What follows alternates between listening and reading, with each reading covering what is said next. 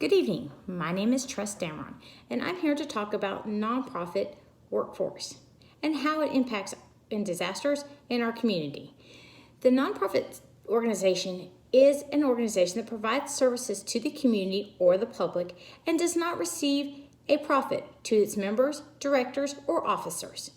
Yes, most of the members do receive a salary, however, they are not there to make a profit in the organization.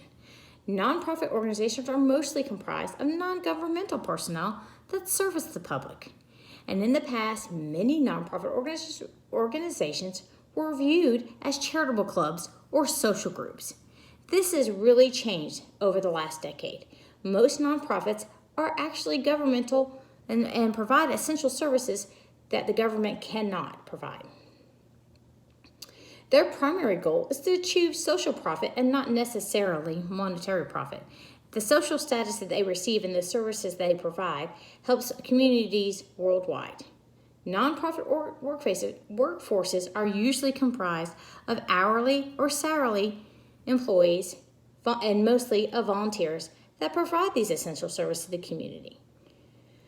Most nonprofit, they do make some money. It's not that they are always in the hole, but they only make enough money for a reasonable competitive salary to their employees and engage in the to be able to engage in the operations defined by their organizational goals and objectives. Most nonprofit are industry organizations that rely on charitable donations for their financial stability. This can be a real burden on most nonprofit CEOs or directors, especially when they are tasked with trying to find new funding or maintain the funding that they already have in place. So firefighters in rural counties are usually volunteers, and volunteer organizations, such as firefighting, are nonprofits. Most of they rely on for money is that they have to do fundraising, and they also have to get a small stipend from the county. Most volunteer firefighters are only provided a small stipend when they actually respond to a fire. In our small county, our EMS is actually run by the government, so they are not nonprofit. They are tax exempt, but they still fall under all the county rules. Volunteer firefighters rely on fundraising, donations, and the small and grants to provide quality fire and medical response to the community and to the public. In most rural communities, most firefighters are composed of volunteer firemen who work on stipends when activated, but yet when they are training, they are all doing it on a volunteer basis. During Hurricane Michael, in our smaller communities, they relied on nonprofit organizations to assist in their response, recovery, and mitigation. Part of this is what our volunteer fire departments already do. But when our resources were stretched pretty thin, we had to look to outside help.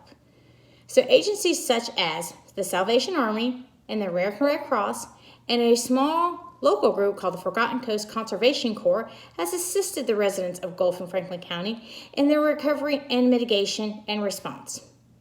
They were cutting down trees, mucking houses, and even helping with constructions to residents who were unable to afford or not physically able to clean up their house and get back to and mitigate their property.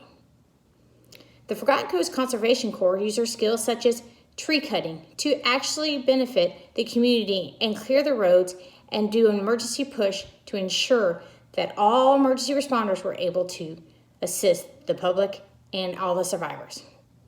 Nonprofit organizations serve a vital purpose to the community in assisting residents in recovery when non-local government is hindered by the regulations, such as most local government and county employees are not allowed to go onto private property and help assist and clean up or cut trees or clear their house or even the right-of-way.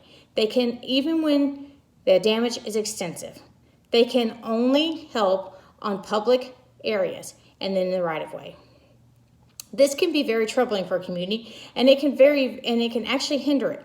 So it is the responsibility of these nonprofit organizations and the partnership that we develop as community members or county employees to actually help our residents become more resilient and mitigate their properties in the future for future storms and disasters that may impact them.